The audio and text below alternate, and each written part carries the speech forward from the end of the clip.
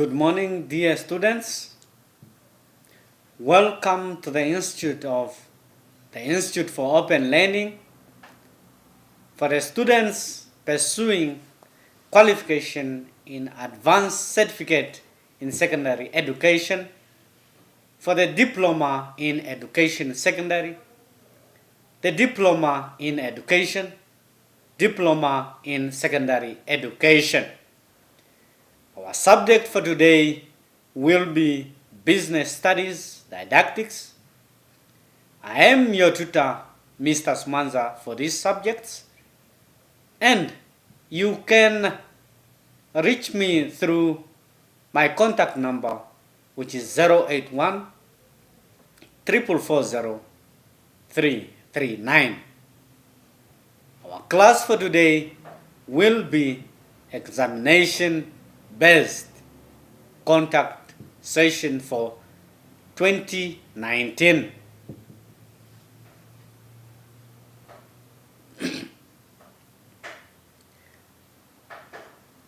Before we look at the topics of discussion, students are to take note of the following: that this class will serve as only a guide for preparation and writing of the examination, the said examination of 2019, and it will be a summary of the three examinations, that is the April, August, and supplementary, which is the November examination. Take note, this class will not serve as a scope for the said examination, but only as a guide towards writing and preparing of such an examination. Let's look at the topic of discussion for today. We will start with the benefits of studying this subject, Business Studies Didactics. What are the advantages that a student or stakeholders in the business activities will benefit in understanding this subject? The subject will help learners to gain appreciation for the key positions of people in business as they understand their roles. They will gain a good understanding of what is going on in the business activities. It also helps business stakeholders, including learners, to select their careers. It helps to understand the business strategies towards the organizational goal attainment. It also helps business stakeholders, including students in this case, to have the knowledge on how to start up a business. We are talking about upcoming entrepreneurs. It also helps to have a knowledge to manage finance in any relation. This is on an individual and on a business level. It is also important to any business stakeholders, including students and teachers in this case, to understand business terminologies used in business. This is for you to have a good understanding in the subject. Such business terminologies used in this case, and for the sake of this examination preparation, a few will then include the term product, anything that is offered for sale, production operation, productivity, inputs and output, what is produced and what is used in producing such outputs, the capital, which is the owner's investment, recruitment, how do you get people to work for your organization, shareholders, the people that have invested money in your organization. Stakeholders, these are the people who have interest in the business activities. Employees, employers, customers, suppliers, a few to mention. And the term specialization, which is focusing and concentrating on a specific task. Students, these are only a few of the business terminologies used for this case, but read more and understand. You may be required to explain, to differentiate between such terms. I did not say these are the terms for the sake of this examination, but are only examples of terms that you may find in the business activities.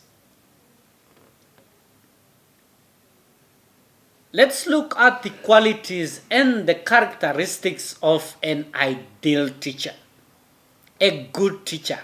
What are the qualities that students or the educational management are looking at good teachers to provide education in the biz or in the educational sector?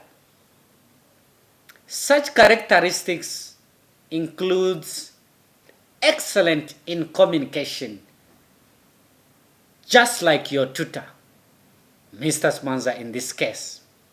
A sense of humor, someone who is patient, someone who is self-confident. Look at the way I'm talking. I'm self-confident. These are one of the qualities that we are requiring in an ideal teacher. The one who is open, who is diversified, who is a role model, and hygiene.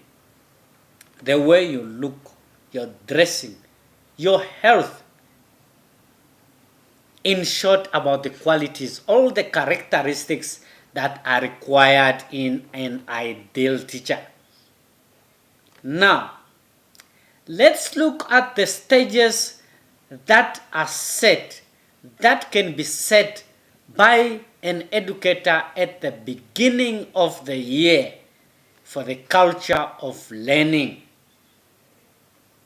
We are talking about sharing stories, inviting families, introduce summer studies, encourage learners to work together.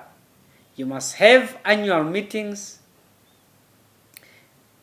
Ensure that the learning maps are accessible. Encourage mistakes as part of learning. Encourage positive change. You can also encourage parents, all community responsibilities. Tell the parents, tell the community that they have the responsibility to work together with the teachers, in this case of education, our dear learners.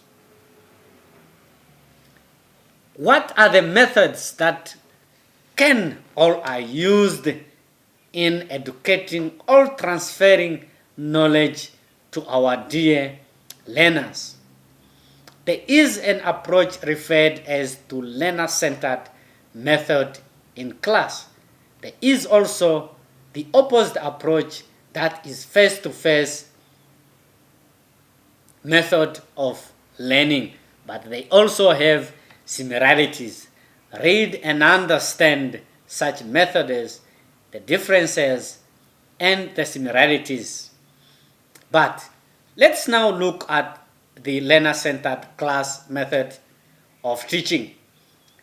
This is where teachers and learners reflect together on the learning process, where educators shift to focus to learners and encourage them to share the responsibility in the process of learning.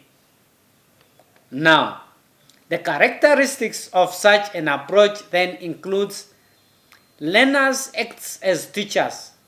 Instead of a teacher standing there in front teaching, he uses a learner to stand there in front and share the understanding.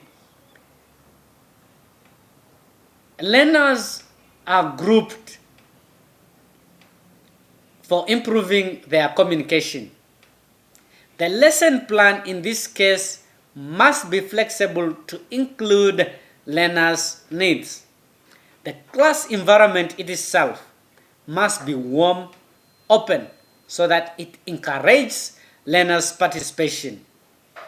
Ensure that learners feel comfortable in asking questions in a class. The classroom arrangement must give learners access to work together in pairs, and it must also accommodate the teacher or the educator in this case to move around to facilitate the activities of students. The educator uses authentic, practical, realistic activities for language purposes. Educators adjust teaching based on format assessment results, and educators guides learners in self-assessment. Those are what describes what learner-centered approach means in terms of teaching. There are assessment methods that a teacher may use to ensure, to get feedback, to see if what is provided is understood, if the intention of the teacher receives the attention of the learners. There is an application assessment method to test learners if they can apply the knowledge achieved. There is an analysis approach or method which is to understand if learners has the ability to select, order, and analyze and interpret the data.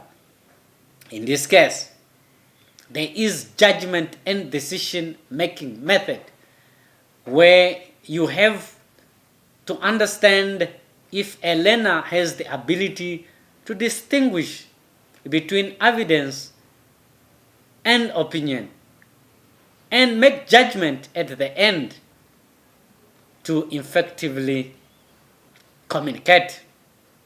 There is knowledge with understanding method. That is the ability to demonstrate the knowledge gained. As a teacher, you must also use the method of purpose of asking questions. The purpose of asking questions. Why do you ask questions? It is not just for the sake of asking questions, but there must be a reason why a teacher must then ask questions in a class. This is simply to engage students or learners to actively participate in the activities and to evaluate their understanding. Also to motivate them to actively participate, for them to have self-confidence. The other purpose is to review the previous lessons if students can still remember and connect with the current lessons. Let's look at the forms of ownership. As a business studies teacher, you have the responsibility to understand the business forms of ownership in society, in the economy, or in the sectors in the economy. You may be asked, to formulate a business plan on the forms of ownership, what would you explain to your students as to the forms of ownership? What do they mean? What are the characteristics, the advantages of such forms of ownership?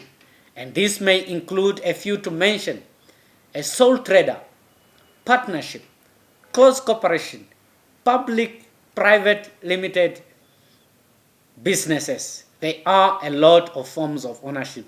Read and understand. Let's look at the aspect of budget in any form of business. In business, this may be in terms of business, this may be in or on an individual level. A budget simply means a document or a planned idea on the income and expenses of an organization. But it has a purpose. Why do you need to formulate a budget? Read and understand. But in simple terms, it helps you on how you want to spend your money. It helps you to understand how much do you have and how do you intend to spend it. How much will it be left for your investment? It guides you on how you can spend such money. So, look at examples of the income and expenses. You may be given a question in a scenario form. You may be told to design a business and show the content of the income and expenses. It may be assumed that you are now a teacher. You are employed as a principal to manage the business. What do you think will be the income of an organization? What do you think will be the expenses of such a school? Read and understand. Let's look at the market research. As a business teacher, you are required to understand, to have a broader knowledge in what it means as a market and the market research in that case. The methods that can be used in a market research, which is to get information about the product, to get information about the competitors. You may use a method referred as to a questionnaire. This is where you ask customers questions in relation to your product, questions in relation to your competitors. There are also focused groups. This is targeting small groups in society with common interest.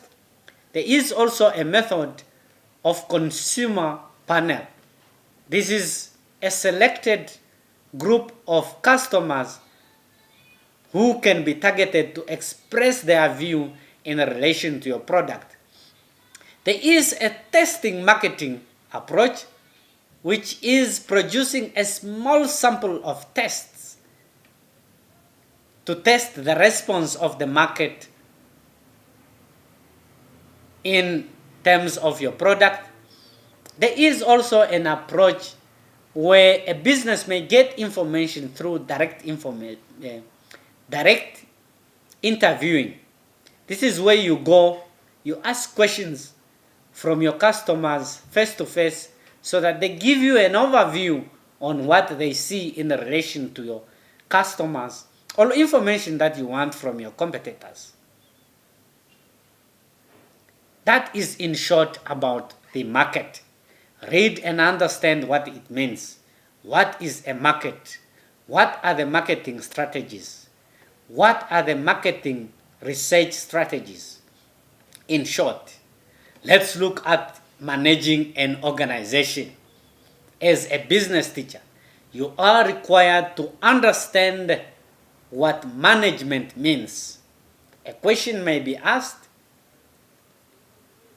for you to explain what you would explain to your learners on the meaning of management, on the management types, on the qualities of a manager.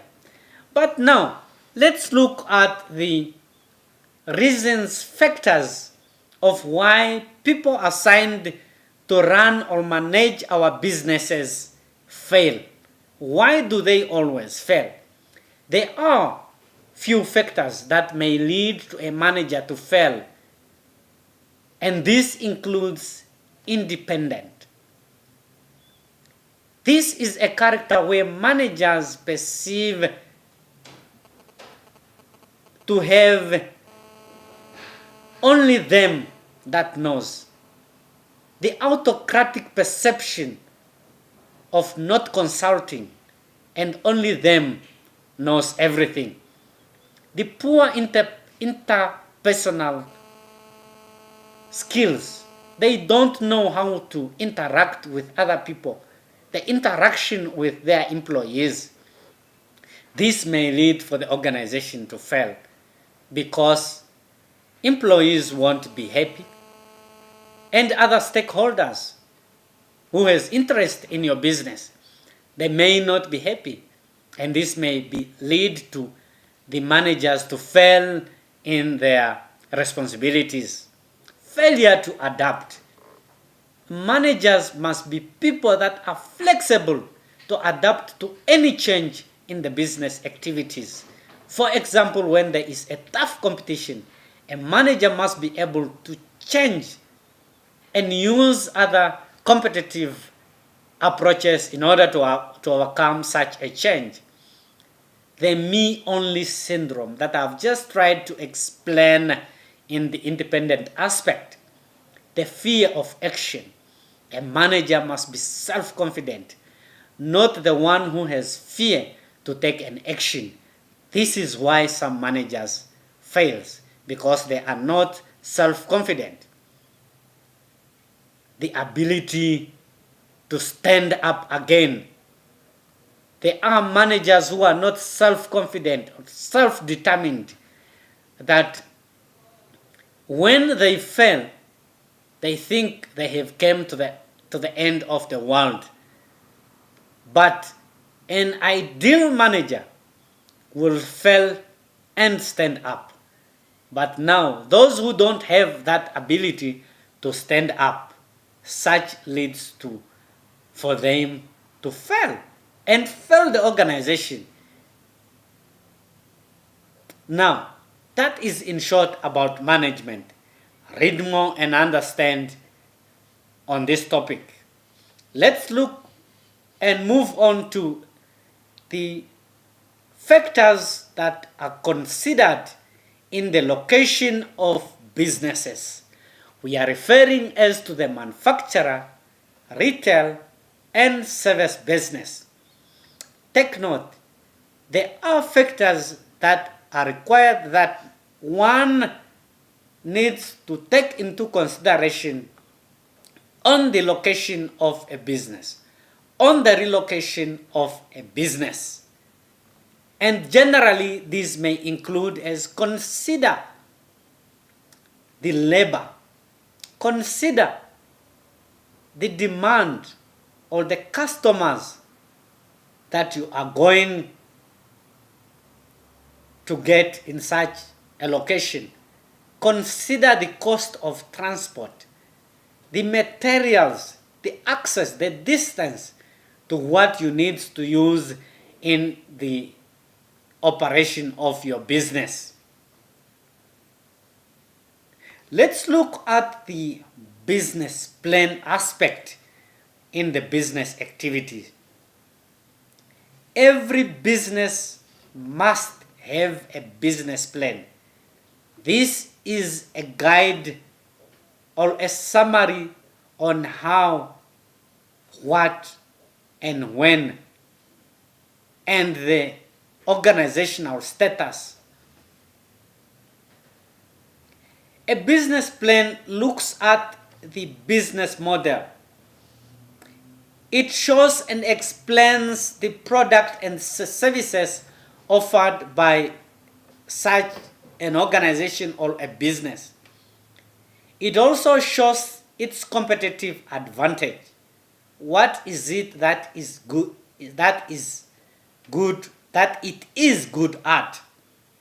The scalability, the research aspect of such a business, the strategies used in its operation, and the realistic financials.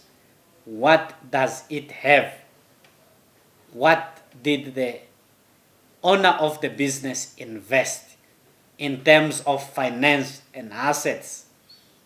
A question may come in a different form.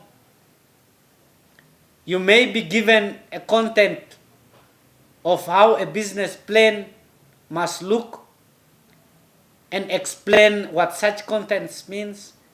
You may be told to design a business of your own and explain what would be your content of the business plan. Take note, a business plan is very important, or is an important document that is used, that can be used to finance or to source finance from the bank, from the government, or any source of finance. It is a very important document or aspect in the business activities. Read more and understand. And this document or a question always has lots of marks.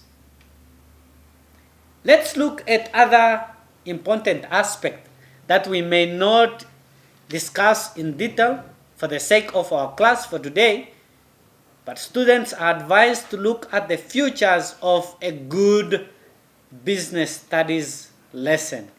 Please, as a business teacher, as an inspiring business teacher, you have to understand a business studies lesson. You are also required to understand the recruitment process. As an ideal teacher, you have to understand the interview aspect in the business, the types of questions that are asked in the interviews, where you look at the straightforward behavioral, situation, and skills type of questions. You are also advised to look at the surface and the deep learning. Look at the difference and the similarities. Look at the steps in teaching cognitive verbs to students. Please take note. This is very important, and it is a requirement to every teacher, to every student that are admiring or intending to become teachers. Like in your case, look at the topic of conflict in a workplace or in the business activity in this case. Look at the causes of conflict, the steps that are used in resolving such conflicts at a workplace or even at home. Look at the approaches or the methods that are used in resolving such problems or conflict at a workplace.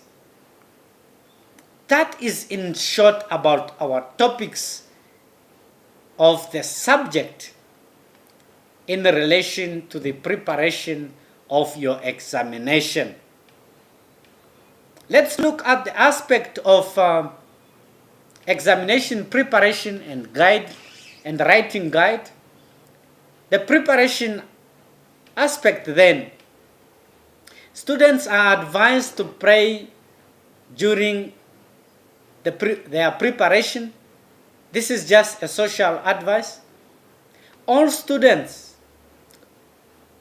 are advised to take note that all questions in the examinations, all questions that you are going to get on your question paper are from the content of your study guide.